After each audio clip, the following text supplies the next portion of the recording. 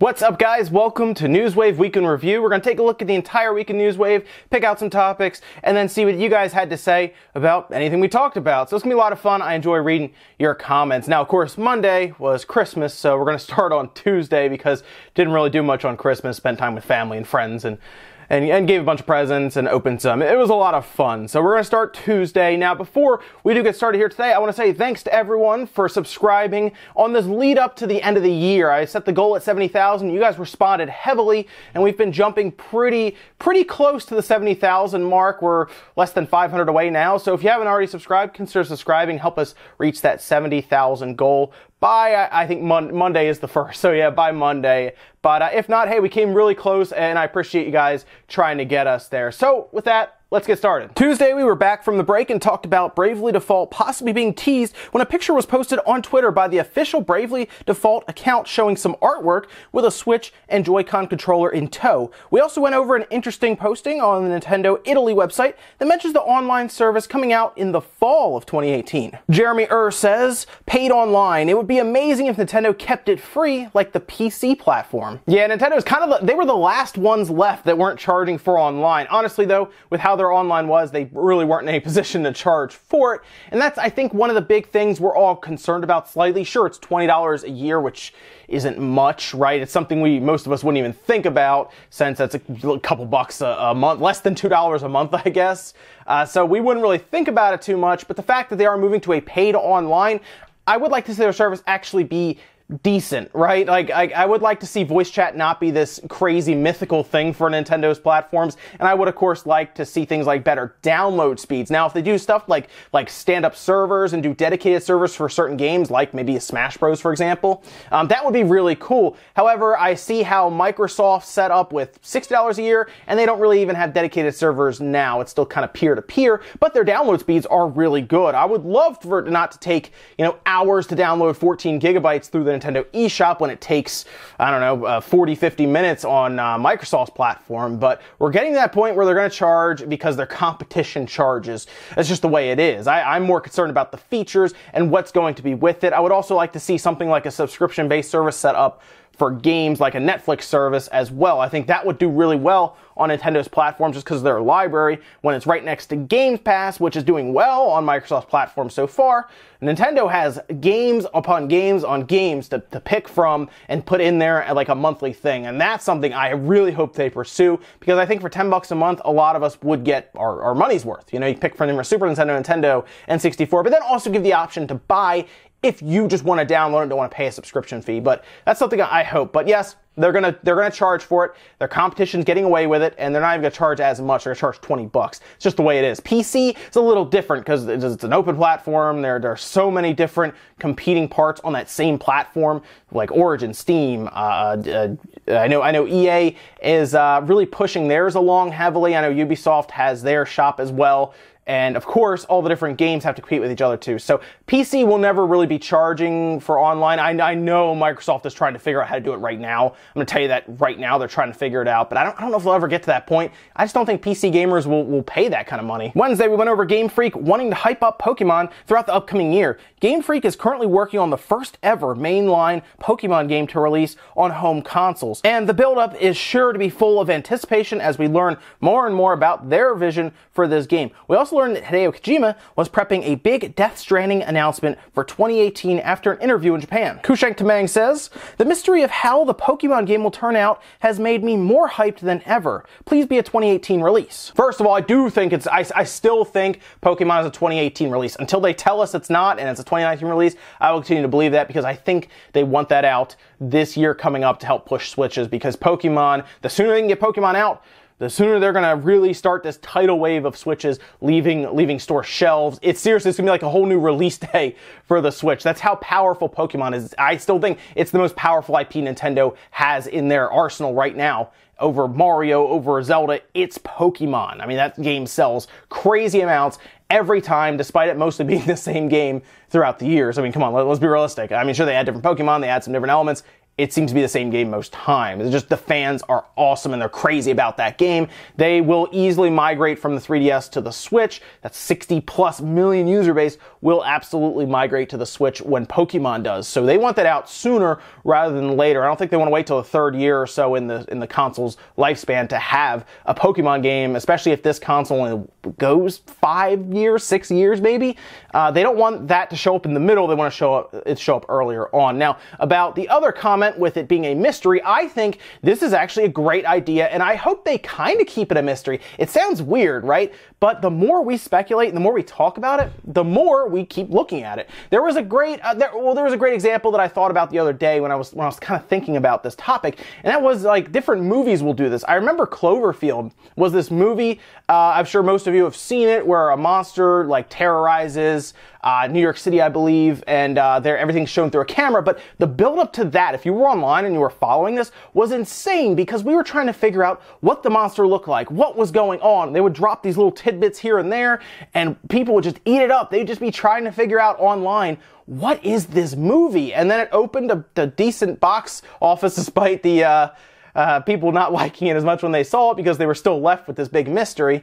But hey, it was a good build-up, and I do think Pokemon will at least deliver with the game, even though, like I said, Cloverfield's kind of split. I think Pokemon will show up with a Pokemon game, and people will buy it, and for the most part, like it. The battle system changing, that might be the only thing that could get them into trouble, but hey, change isn't always bad. Sometimes it's good. Thursday, we went over a report from the Wall Street Journal that talks about Nintendo delaying their 64GB cartridges for the Nintendo Switch. Companies have struggled with the smaller cart sizes and costs, leading to many companies forcing customers to download large chunks of the game, even if bought physically. Chaz Evansdale says, I could see many Western devs annoyed about the 64GB card. There is a lot of gamer feedback complaining about the physical copies of Switch games not all being on the card. The 64GB carts mean many PS4 games and their DLC can all fit on that card. The 32GB can't do that. Also, Q2 in Japan is October 2018, so Christmas shopping season. So any devs wanting to put out their full game or Game of the Year edition on a 64GB card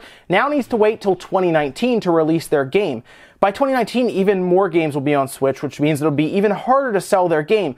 Also, their game will likely have been on the PS4 for a while, and the hype will have died down a lot. I'd be mad too. So there are several ways to look at this. Yes, if they have to push it back, as they have said, we've heard from the Wall Street Journal, if they have to push it back an extra year, right, most developers cannot count on that until it actually shows up, at which case they may have already figured out the logistics of not needing that by having people download it. It's not like they snap their fingers and all of a sudden it chunks on the cart and then chunks on the server. It takes a bit of planning, especially in like the development stages. Like with Doom, they split up the single player and they split up the multiplayer. It didn't show up as one big chunk on a cartridge, a disc, or just a download on Steam. It had to be separated, and there is actual programming development that goes into that. So in this case, like they're saying, you need to wait until 2019, possibly even 2019 holiday, to really start shipping those big games. Sure, you could ship it in like March, maybe like April. It also depends on when Nintendo get it done. Now, in the background, this is all because Micronix is having a hard time, it seems, to get anything above 32GB to the 64GB cards with their proprietary memory format that they're using for these Switch cartridges. So it seems like they are technical difficulties, more or less, rather than like an actual flash chip shortage that's going on. Seems more like technical issues with Micronix trying to figure out how to make this work on this cartridge. And then, of course, comes down to cost. How many of these developers actually want to spend the money for a 64GB cart when most of them, like I said before, seem to be allergic to even the 16GB card. Sure, Bethesda used one for Doom. However, I do think Nintendo helped them out with that. There was probably some deal in the background that made that cheaper, right? The cartridge was a little cheaper for Bethesda than usual. Maybe it just cost the same as an 8GB card, and they're like, listen, we need the 16GB, what can we work out?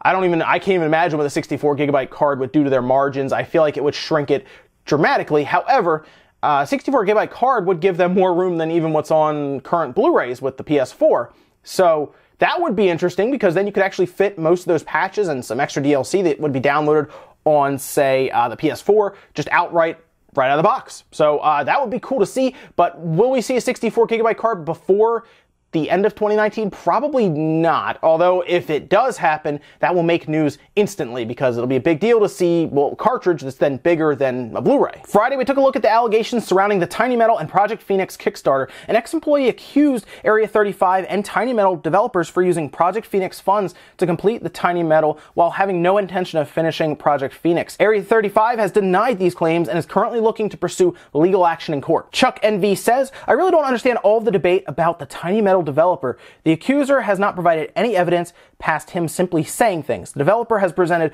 verified financial statements to several major news and gaming outlets regarding where their investments for Tiny Metal came from in their entirety. I mean, I know we love it when someone whistleblows on a developer, but from every article I have read, the developer is in the right. They essentially fired the guy because he was not great in the studio and was disruptive." As far as Project Phoenix goes, when I went back and read the Kickstarter post, it seems like they were transparent about its progress. See, Chuck is correct here, at least to the extent of financial documents were provided to news outlets and gaming outlets.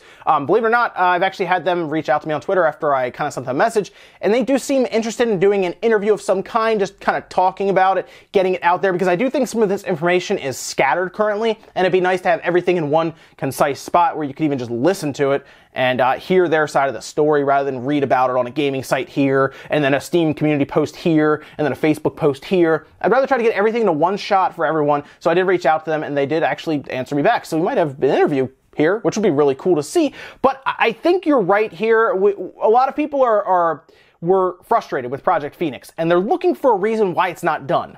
And then you have this argument presented by an ex-employee who was there, saying, oh, that money that you wanted for that game, yeah, it's actually being used for Tiny Metal. That's why you don't have your game right now. I think that really made people who are emotional about this in the first place jump instantly to any conclusion like that. So I want to see how this plays out in court before I say one way or the other, because apparently there is documentation that is going to prove Area 35's stance, and if that's the case, then I think people who jump to this conclusion so heavily will be a little embarrassed about the situation on their part to condemn Area 35, Tiny Metal developers who probably worked really hard on that game.